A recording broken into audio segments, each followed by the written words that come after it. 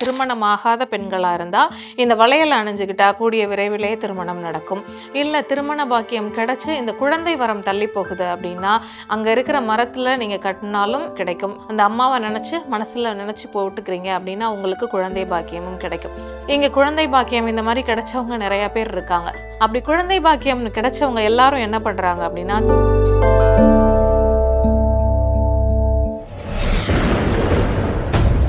சித்தர் பூமி. அனைவருக்கும் வணக்கம்.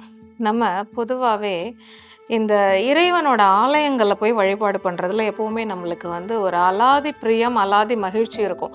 என்னதான் நம்ம வீட்டிலே இருந்து மனதுக்குள்ளேயே வேண்டுனாலும் நேரில் போய் அவங்கள பார்த்து 2 கையெடுத்து நம்மளோட கண்ணால் பார்த்து வழிபாடு பண்ணுறப்ப நம்மளை அறியாமலே நம்ம உணர்ச்சி வசப்படுவோம், கண்கள் கலங்கும், மகிழ்ச்சியில் ஆனந்த கண்ணீர் விடுவோம், பரவசம் அடைவோம். இது எல்லாமே எதற்காக பண்ணுறோம் அப்படின்னா, ஏதாவது ஒரு வேண்டுதல், ஏதாவது ஒரு நம்மளோட எண்ணம் நிறைவேறணும், ஏதாவது ஒரு ஆசை நிறைவேறணும் அப்படிங்கிறப்போ இந்த மாதிரியான திருத்தலங்களை போய் நம்ம வழிபாடு பண்ணுறோம். அப்படி ஒரு ரொம்ப அற்புதமாக மட்டும் இல்லாமல் ரொம்ப தனித்துவமாக தெரியக்கூடிய ஒரு ஆலயத்தை பற்றி தான் இன்றைக்கி நம்ம தெரிஞ்சுக்க போகிறோம்.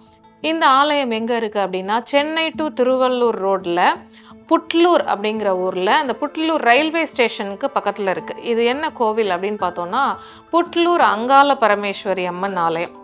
இது அப்படி என்ன தனித்துவமாக இருக்க போகுது? ஆரம்பிக்கும் போதே இப்படி தனித்துவமாக இருக்கும், விசேஷமாக இருக்கும்னு சொல்கிறீங்களே, அப்படி என்ன தனித்துவமாக இருக்க போகுது அப்படின்னு கேட்டோம்னா, பொதுவாகவே நம்ம அம்மன் ஆலயங்களோ இல்லை எந்த ஆலயங்களுக்கு போனாலும் இறைவன் எப்படி நம்மளுக்கு காட்சி தருவாங்கன்னா, ஒன்று நின்ற நிலையிலையோ இல்லை அமர்ந்த நிலையிலையோ காட்சி தருவாங்க. இதுதான் வழக்கம்.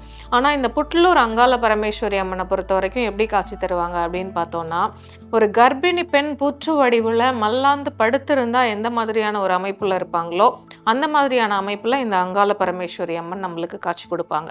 சரி, இந்த கோவிலுக்கு இப்படி என்னதான் வரலாறு, ஏன் இந்த மாதிரியான ஒரு தோற்றத்தில் இருக்காங்க அப்படிங்கிறத இப்போ நம்ம அடுத்து பார்க்கலாம். முதல்ல இந்த ஊர் எப்படி இருக்குது அப்படின்னா, ஒரு பூங்காவனமாக ஒரு அழகிய காடாக இருக்குது. இதனால இந்த அம்மனுக்கு பூங்காவனத்தம்மன் அப்படிங்கிற ஒரு பெயரும் உண்டு. இப்போ ரொம்ப அழகிய காடா பூங்காவனமாக இருக்குது. இங்கே யார் வரா அப்படின்னா, சிவபெருமானும் பார்வதி தேவியும் மேல்மலையனூர்லேருந்து இந்த புட்லூர் வழியாக வராங்க. அப்படி வரும்போது இந்த பார்வதி தேவி கர்ப்பிணி பெண்ணாக இருக்காங்க. இந்த புட்லூர் கிட்ட வரும்போது அவங்க சொல்கிறாங்க, கொஞ்சம் ஓய்வு எடுத்துகிட்டு போகலாம், எனக்கு ரொம்ப தண்ணி தாகமாக இருக்குது, தண்ணீர் வேணும் அப்படின்னு சொல்லி ஈசன் கிட்ட கேட்குறாங்க.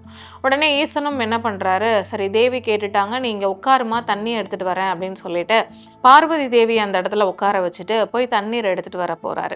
இவர் தண்ணீர் எடுத்துகிட்டு திரும்ப போகிற நேரத்தில் என்ன ஆகுதுன்னா, ஒரே கடுமையான மழை, வெள்ளம். இவருக்கு ஆற்றுக்கு அந்த பகுதியில் போனவருக்கு இந்த பக்கம் தாண்டி வர முடியல இந்த வெள்ளத்தினால. அது காலதாமதம் ஆயிடுது. இப்போ பார்வதி தேவி என்ன பண்ணுறாங்கன்னா, அவங்களால அந்த இடத்துல அதுக்கு மேலே உட்கார முடியல, சோர்வாக அப்படியே படுத்துடுறாங்க. அமர்ந்திருந்தவங்க அப்படியே படுத்த நிலைக்கு மாறிடுறாங்க. இப்படி மாறும்போது என்ன ஆகுதுன்னா, அவங்கள சுற்றி எறும்பு புற்றுகள்லாம் தோன்ற ஆரம்பிக்குது. அந்த புற்றோடைய அப்படியே அவங்க ஐக்கியமாயிட்டாங்க. இதை ரொம்ப காலம் தாழ்த்தி வந்த சிவபெருமான் பார்க்குறாரு. பார்த்துட்டு ரொம்ப மனவேதனை அடைஞ்சு, ஆஹா என்னோட தேவி, நான் தண்ணீர் கொண்டு வர தாமதமானதுனால இந்த மாதிரி ஒரு நிலை வந்துடுச்சு அப்படின்னு நினச்சிக்கிட்டு அவரும் சிவபெருமானும் என்ன பண்ணிடுறாருன்னா, வருத்தத்தோட அதே இடத்துல ஐக்கியமாயிடுறாரு. அவர் தாண்டவராயன் அப்படிங்கிற பெயரில் அந்த கோவிலில் குடிகொண்டிருக்காரு. இப்போ பார்வதி தேவியும் இந்த புற்று மண்ணோட கர்ப்பிணி பெண்ணான நிலைமையில் இந்த அங்காள பரமேஸ்வரி அப்படிங்கிற பெயரில் குடிக்கொண்டிருக்காங்க. இறைவி இந்த இடத்துல ஐக்கியமாகி பக்தர்களோட குறைகளை எல்லாம் தீர்த்து வைக்கணும் அப்படிங்கிறதுக்காக என்ன மாதிரியான திருவிளையாடல் அந்த இறைவன் நிகழ்த்திருக்காரு அப்படின்னு பாருங்க. இப்போ இவங்க இந்த புற்று வடிவத்தில் இருந்ததுனால இந்த ஊருக்கு புற்றூர் அப்படிங்கிற பெயர் வந்துச்சு. காலப்போக்கில் இந்த புற்றூருங்கிறத மருவி புட்லூர் அப்படின்னு மாறிடுச்சு. இப்போ இந்த கோவிலுக்கு இப்போ நம்ம போகிறோம் அப்படின்னா, இங்கே எந்த மாதிரியான வழிபாடுகள்லாம் பண்ணலாம் அப்படின்னா, கோவிலுக்கு உள்ள நம்ம போகும்போதே அங்கே கோவில் வாசலில் இருக்கக்கூடிய கடைகளில் இருக்கக்கூடிய வளையல், எலுமிச்சம்பழம் வாங்கிட்டு போகிறாங்க. இந்த எலுமிச்சம்பழம் எதுக்கு அப்படின்னா, அங்கே வாசலில் நின்று நான் திருஷ்டி சுற்றி போட்டுட்டு அந்த எலுமிச்சம்பழத்தை நசுக்கிட்டு அதை காலால் தாண்டி போகிறாங்க. அப்படி போகும்போது நம்மளுக்கு இருக்கக்கூடிய இந்த திருஷ்டி எல்லாம் கழியுது அப்படின்னு ஒரு பெரிய அசைக்க முடியாத நம்பிக்கை இன்றைக்கு வரைக்கும் இருக்குது. அடுத்ததாக இந்த வளையல் எதுக்கு அப்படின்னா, இந்த வளையலை வாங்கிட்டு போய் அந்த அம்மனுக்கு பிரசாதமாக படைச்சு அதை திரும்ப நம்மளுக்கு தர்றாங்க. திருமணமாகாத பெண்களாக இருந்தால் இந்த வளையல் அணிஞ்சுக்கிட்டா கூடிய விரைவிலே திருமணம் நடக்கும். இல்லை திருமண பாக்கியம் கிடைச்சி இந்த குழந்தை வரம் தள்ளி போகுது அப்படின்னா அங்கே இருக்கிற மரத்தில் நீங்கள் கட்டினாலும் உங்களுக்கு சீக்கிரம் குழந்தை பாக்கியமும் அந்த திருமண பேரும் கிடைக்கும். இல்லை நீங்கள் அந்த வளையலை அந்த அம்மாவை நினச்சி மனசில் நினச்சி போட்டுக்கிறீங்க அப்படின்னா உங்களுக்கு குழந்தை பாக்கியமும் கிடைக்கும். இங்கே குழந்தை பாக்கியம் இந்த மாதிரி கிடைச்சவங்க நிறைய பேர் இருக்காங்க.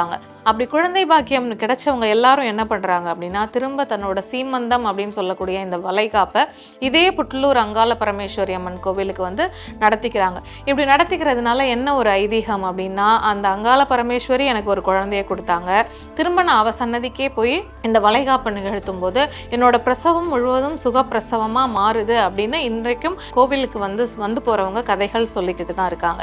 இப்படிப்பட்ட தனித்துவம் வாய்ந்த இந்த புட்லூர் அங்காள பரமேஸ்வரி அம்மா நம்மளுக்கு என்னெல்லாம் கொடுப்பாங்க அப்படின்னா, திருமண தடையை நீக்கி கொடுப்பாங்க, குழந்தை பாக்கியத்தை கொடுப்பாங்க. நம்மளுக்கு எதிரிகள் இருக்காங்க, நம்ம யாரெல்லாம் சத்ரு நம்மளோட எதிரின்னு நினைக்கிறோமோ அவங்களோட தடையெல்லாம் நம்மளுக்கு நீக்கி நம்மளோட மன பயத்தை எல்லாம் போக்கி ஒரு பெரிய ஆற்றலை நம்மளுக்கு கொடுப்பாங்க.